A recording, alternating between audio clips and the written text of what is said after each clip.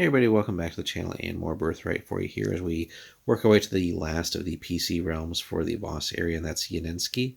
It is chaotic neutral, emphasis on the chaotic, and we'll get into that here in just a second. So again, none of these boss realms is really going to be something easy to rule. Could be certainly fun to adventure here, but ruling is going to be, I would say, for playing the game on hard mode, this is, I would say, extreme difficulty just to get a handle on this one. So, quick overview here. Broken by the might of the Iron Hand Orogs, the Kanasi boss realm of Marisaf fractured into two large states. To the southeast, modern Marisaf became a united Kanasi state, while Yeninskiy became a divided land torn between two cultural identities. And as we can see here, there is a lot of chaos and disunity going on here. So law is split between three different folks here. As we can see, temples, you got multiple things going on here as you do with guild activity, and really only the sources are controlled by one particular entity, and we'll get into that. So law, we have three regions, so figuring out which one to attempt to play is a thing in and of itself. But again, you before we even get to like external threats and enemies, you have three regions all vying for control of the realm here. So let's get into it. Three regions control most of the law in 9 of Yeninskiy's 11 provinces. It is a large realm, nonetheless. One, the Zarevo Barak Wolken, who's a level 11 ranger, so it's actually pretty high up there, and a pretty solid bloodline, represents his clan in traditional boss fashion. Lita Torsk, level 5 fighter, also solid bloodline, learned her governing style from her father, a Marisaf noble, though her republic still has strong boss undertones. A band of raiders and pirates calling itself the Usera Brotherhood considers itself the law in 3 of the largest and most prosperous provinces, though a more dangerous band of mercenary cutthroats and killers can hardly be found outside the Krakenari. So again, you can see all that stuff that's going on here. Okay. On the temple side, once Marisaf's Basarji religions dominated the region, but the influence of Vosgard has prompted a change. The one true church of Vosgard even made inroads into the Ravens' domain before the Anshe killed its first regent. The Sword of Halaya, a sister sect to Marisaf's Shield of Halaya, still serves the Kanasi of the southern middle provinces. Guild activity. The Usera Brotherhood controls most guild activity along the coast. They quote-unquote trade with anyone preying on the merchants of Marisaf and dealing with the Iron Hand or the Raven at a moment's notice. Inland, Neva Volkern, level 7 thief, has tried to bridge clannish and cultural gaps by running a small food and ore guild. So again, you got a little bit of contested activity going on there. Sources, the only wizard of Yeninskiy appears to be another of Cerilia's ancient rare dragons.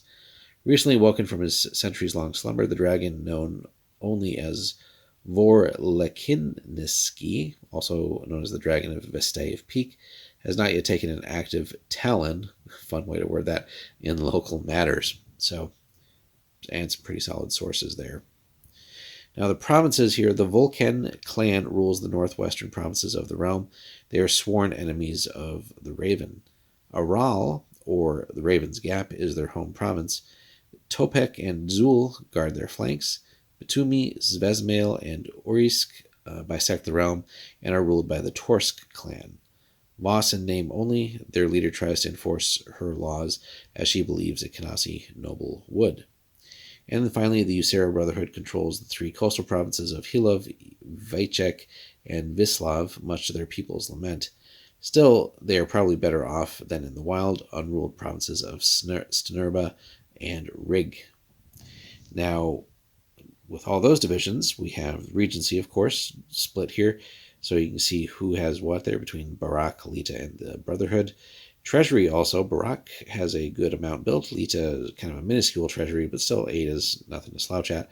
While the Brotherhood has, of course, through their various means, acquired 30. Also different forces split up here. So in embattled and besieged realm, Yeninskiy's regions must maintain armies of considerable strength. So the largest here going to Barak Volkan, 3 Slekazny guards, so Varskrider units, Topchek Zensky, so scout units there, and then 1 unit of Aral's armor, a very cool elite infantry unit. No archers or anything here though. Something definitely to build into, just to round out the abilities of that army.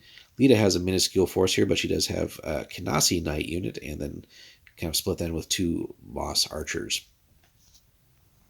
And then finally, the Brotherhood, 2 units of Merc infantry, and the Captain's Guard, which is an elite Voss infantry unit.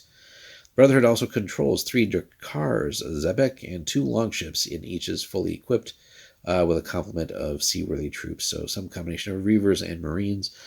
You can figure out the numbers there at leisure, but again, they have that going for them as well. So we kind of have that classic standoff here with 3 competing forces in this realm, as if things weren't complicated enough with the Voss situations in their realms. But let's take a look a little bit more at the regions. The Zarevo Barak Volkan once led Marisaf's mostly Voss armies in their defense against the Iron Hand. Now he concentrates on protecting Yeninskiy's western provinces from the predations of the Raven. Oft styled as brutal and savage even for a Voss war chief, he does what he must to keep the Raven's armies out of Yeninskiy. Recently, that has meant allying himself with Suvek the White, level 8 priest of Belanek, the new and rather unusual leader of the One True Church of Vosgard in the region. Barak bears many signs of the One True Church's favor, at least 5 spell tattoos and many battle and ritual scars. It is thought that Barak himself crushed the emerging Nona movement within his provinces. A traditionalist, Barak Volkan upholds Torva ways. So, again, you have that serving as well as a source of cultural conflict, in that this is definitely going to be one of those more traditional realms, at least as far as his provinces are concerned. Now, there's a family member here as a lieutenant, which we saw earlier. Neva Volkan hardly shies from her brother's brutal manner and acts as his lieutenant in clan affairs.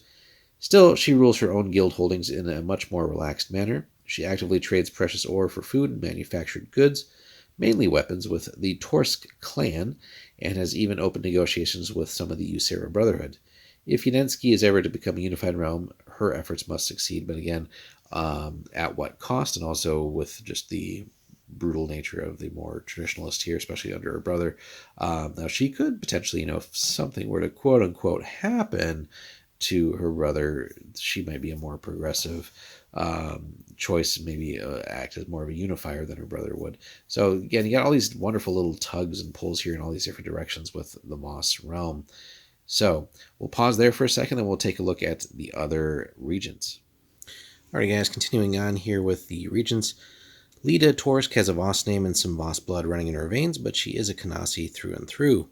This made her the natural leader of those Kanasi unwilling to flee Yeninskiy's provinces when the Iron Hand smashed through Marisaf. A warrior with the grace of a dancer, she took her father's place when he fell fighting the Orogs, and her clan hasn't regretted that succession. Not all Lida Torsk's people share her Kanasi heritage, though. 1 out of every 5 is a pure-blooded Voss, but she's been able to prove herself as an able-blooded leader, and those Voss not committed to the warrior Barak or the raiding Ysera brothers have found homes on the plains of Batumi, Svesmail, and Urisk. Now, finally, the Ysera Brotherhood rules the coast, and some say the waters around the Ysera Peninsula. A loose band of cutthroats, raiders, and mercs. Their regent, quote-unquote, is a 3-captain council concerned more with plunder than ruling a realm. Captain Casimir Ept Ahmed, level 13 thief, which is insanely high in this setting. Minor bloodline of Azrai, but that is one potent thief in this, especially with blood abilities. Disgraces his Kanasi surname with every step he takes. The most powerful of the ruling captains, he personally controls 3 of the Brotherhood's 6 ships, including the powerful Zebek. Despised and feared by the dragon sea coster of Marisaf, his favorite prey, Casimir has a price on his head in the excess of 10,000 GP. That could be a fun adventure arc too. Maybe the players get a little bounty hunting desire and start hunting certain people down like this. That could just be something fun to bring in too. Really, just the idea of bounties and going after certain people, if there were such things in your sort of own particular campaign setting for this, something to look at too. Just a task from another region, maybe going and assassinating another rival, or in some cases capturing or just outright killing for that bounty. Then, moving on, some say Captain Dimas, level 5 thief, isn't a pirate by choice, but by necessity. Romantic tales of betrayal and lost loves follow the smooth-talking Dimas in every port. He has a reputation for mercy towards those who surrendered to him peacefully, and his 2 longships have been known to engage in legitimate trading. Then, lieutenants there, so he does have a lieutenant, the half-elven Brigitte Kula, level 6 fighter, serves her captain with almost slave-like devotion, but no tale tells of romantic connection between the two. Like Dimas, romantic stories surround Brigitte's past as well. One states how she wandered out of Kumbain, broken and bleeding, victim of elven justice, only to stumble into the care of Dimas, then a soldier of Marisaf's army. The two, it is said, fled to the sea when the Iron Hand invaded and have seldom been back since. And then finally, last but not least, the third raider of Yeninskiy lurks in the shadows of the other 2. Captaining only one Drakkar, the man known only as Farask, Iron Hand, quote-unquote, brings his vessel into port only a few times per year. Little else is known. Male, possibly, seemingly level 15 fighter, which again is probably one of the top level fighters that we've seen outside of like the Gorgon or something, as far as Anshe go. So for a human, presumably, that is insanely powerful. But never appears in public without a mask, disguising, again, here they use his, even though they leave the gender as a question mark, but disguises features and seldom lingers anywhere for long. He does not concern himself with managing Yeninskiy, leaving its rulership to his partners. Why they don't cut him out of their shared regency is beyond anyone's knowledge, but most people secretly believe the other 2 captains fear him more than anything else in the world, and that, again, is fertile ground for adventure and discovery there, and maybe even could be something where if, the players are adventuring and maybe coming up in this this brotherhood, maybe just learning of the secrets, or just as a task for maybe one of the other regions, just learning a little bit more about the makeup of the brotherhood, and in particular the mystery surrounding this character. But again, fertile ground here for this, and there's some pretty potent, honestly, members here of this brotherhood. Surprising, really, they don't make mention more of them maybe trying to expand their rulership. They have a level 13 thief and a 15 fighter, seemingly, which is just very freaking potent. Now, that being said, we do have the main regent Barak. There's still also level 11 ranger, so get a lot of high level folks in this particular realm. So moving on then, guys. So the description of the realm: the rocky shores of the eastern Yeninskiy don't invite ships to land there safely, and the high Atka mountains to the northwest hardly make the trip to the Ravens domain seem worth the struggle. Only the provinces known as the Torsk Belt benefit from the land's temperate climate, and many of its inhabitants fear a second invasion by the Iron Hand tribes. Now, the capital itself, and again, here we get a nice little map so we can get an illustration of how that's spread out as well. So, though well removed from the eastern coast, Vestaev benefits greatly from the raiders of Yeninskiy. The Usera Brotherhood owns an old Kanasi castle overlooking the inland city. There, the Council of Captains makes its decisions concerning its domains. The city itself teems with life. Moss, Kanasi, and mixed-breed humans live there, trading, stealing, and fighting along the way. So, we have that, and again, give you an idea of where that's located. Other sites: the sheer cliffs of Stenerba offer no safe harbor for Yeninskiy's enemies, but it is well known that the 3 Reaver captains of the Brotherhood hide their vessels along the coast in giant caves.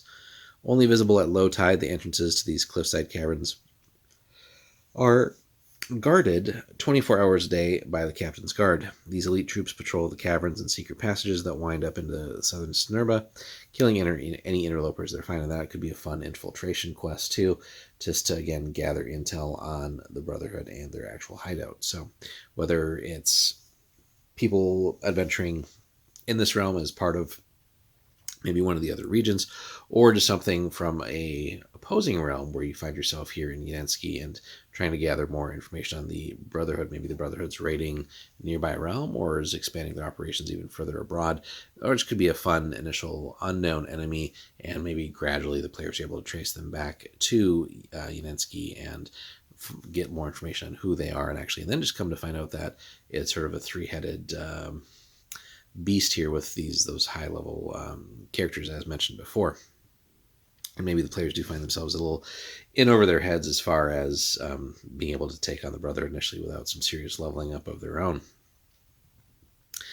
Allies, the raiders of Yeninskiy haven't made life easy for Marisaf's merchants, but too many of Marisaf's people share lineage with the peasantry to allow for any kind of war. Quimbain has made overtures of friendship towards Yeninskiy's Kanasi population, and may even begin courting the Volcan clan. Rovninodensk also favors the Volcan clan, as evidenced by the presence of trained Varsks in Yeninskiy, but trade and communication around the Raven and the Manticore are difficult, as we might expect, especially when we get to their realms. So, enemies, of course, anytime there's Anshe nearby, typically we're going to have that, and here we have the Raven. The Raven took several provinces from Yeninskiy once, and recently tried to invade the realm over the Atka Mountains. The Iron Hand tribes once cut Marisaf in two. It is unlikely the Orogs have given up. If the Ysera Brotherhood continues preying on every neutral realm, it could find itself without a homeland. So we got enemies aplenty in all kinds of directions. The Raven certainly is a major Anshe. Here the organized sort of Orogs as well, always a threat anywhere you go. And then really the Brotherhood just becoming a nuisance potentially will also draw the ire of other foreign powers. Now, I like here what they did with, again, this series, since this was one of the last releases for Birthright, and we didn't really get much in the way of other supplements for the Voss realms. So instead of having the separate players' secrets volumes for every realm, which would have been cool, but there would have been so many. Here they kind of condensed that into the realm description too, which is pretty cool. And then what they never really got into was a Regent's Secrets series for the NPC realms, but they incorporate that here as well. So let's take a look at that in just a moment. Okay, so let's jump in. So player secrets, as they mentioned, certainly there's going to be some, especially with this sort of triple division here among the regents, and then even with the Brotherhood being further divided. So Vor Lekinski's name directly translates as Master Fireworm. Some say that the Wizard of the Atka Mountains is merely a man, but a man who mastered the great Fireworm, awoken by the Raven's invading army. So again, we have a dragon on our hands as well. At some point, certainly. And again, being so rare, especially in the setting, so the fact that there is a dragon that could be encountered is going to be pretty rough, depending on how and how it chooses to interact with the human and other humanoid populations here. For a captain or other officer of the Ysera Brotherhood, there are only two means of escape: death or disappearance, and the former happens far less than the latter. A recent tale around Vestave insists that Captain Dimas is looking for a way to disappear from Yeninskiy with his share of the Brotherhood's gold, but the other two captains have made moves to stop him. So again, rumors, infighting, things that trickle out amongst the general populace there. So a lot of little things that the DM can sort of sprinkle in to draw the players in different directions, again, whether they're one of the other regents or just adventuring around. So, and again, maybe offering their services to someone who's looking to prod that particular point a little bit more and investigate a little bit. Could be maybe even that Dimas is looking, happens to encounter the characters and maybe tries to hire them for his escape plan, and maybe that's foiled by the other NPC captains. So all kinds of different tracks that we can take there. Again, there's just so many wonderful different aspects to this realm, and just the different regions, the different different rulers just within the Brotherhood, where you have essentially like sort of a criminal enterprise, really masquerading as actual regions in a realm too.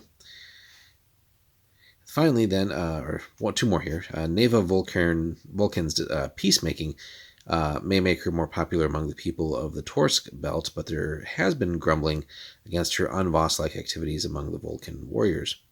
Many openly wonder why they stand guard amid the Atka Mountains or in the dangerous Raven's Gap, while she travels in relative safety through the Torsk belt. This grumbling could turn into rebellion if Barak Vulcan doesn't act soon. So again, there's a little bit of growing discontent there with some of her more we'll say modern or peace-like policies, very maybe unvoss policies, and that's again that cultural conflict there between the just traditional brutal Voss and then the more forward-leaning, more civilization leaning aspects of the Voss culture. So again, so many different intersections, so many different conflicts that are out there. In this realm and all the other Lost realms too. And then finally, some say Neva Vulcan and Lita Torsk lead a secret Nana faction seeking to reform the realm. Barak won't hear evil about Neva, however, and spares little of his time thinking about the Torsk provinces. So, again, something that could just be a rumor, something that could really develop into a more of a full-blown, actually true angle. So just depending on how the players and the DM want to incorporate that, if at all, again, that just adds another fun little wrinkle. Maybe that's something that's just being spread by the other regions, or it could in fact be true, and maybe that's something that comes as a major plot twist in some sort of campaign as well. Certainly would be a hell of an event if you are running the realm as one of the regions, and then only to have, in this case, if you were running the realm as Barak, hey, just when things are maybe turning your way, Neva, come to find out that rumor is actually true, and then your rival Lita and Neva have actually been teaming up to work against you. So, and then there's still the Brotherhood out there as well. So many different ways that can go. Finally, to wrap things up, since we're going so long on these, for the region only, a player character may assume the role of nearly any regent in the realm.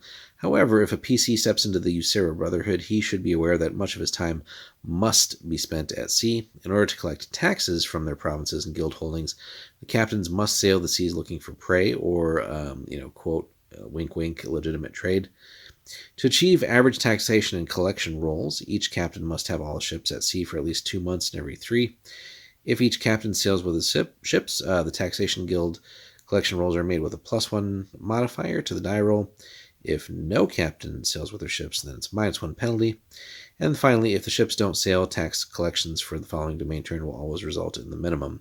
So a fun twist on applying that to a realm, or in this case, regions who essentially are pirating, and how that really takes a different form of typical taxation.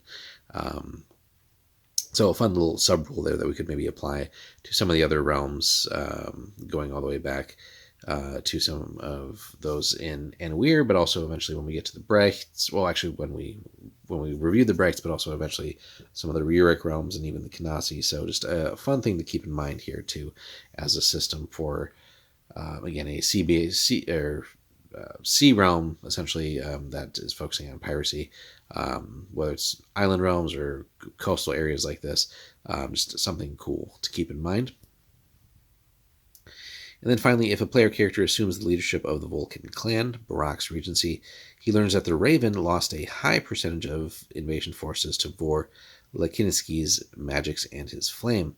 A daring attack against Magdagrad through Raven's Gap could succeed, but only if performed immediately. And that's one where just if the player is really willing to risk it against an attack against the Raven, because at some point that will provoke a response, assuming that the Raven would survive, which very, very likely would be the case. Tough to take on a whole Anshe realm, but certainly could put your regency in the forefront, really, versus the others, as you are fighting back actively and maybe even winning against one of the major Anshe. So that really could draw some support and maybe take a little bit away from the other regions, certainly. Maybe win more people to your side, and that could be sort of a big sort of political, cultural victory that, again, catapults you more towards the front and maybe helps you take out one of the other regions in some way, shape, or form, or just completely bends them to your will and they give up maybe some of their territory, power, influence, or something along those lines once you achieve something like that. So, again, very risky, certainly something where you'd want to, it says you got to here activate or act immediately, although that army isn't all that large, all things considered, especially with the other regions having their forces too. So you'd almost want to spend an action or two just getting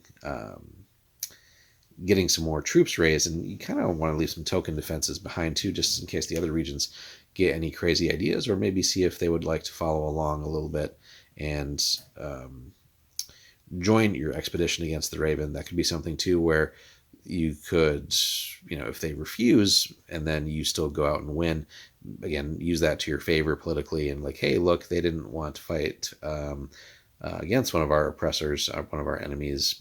Here's what we did. We won.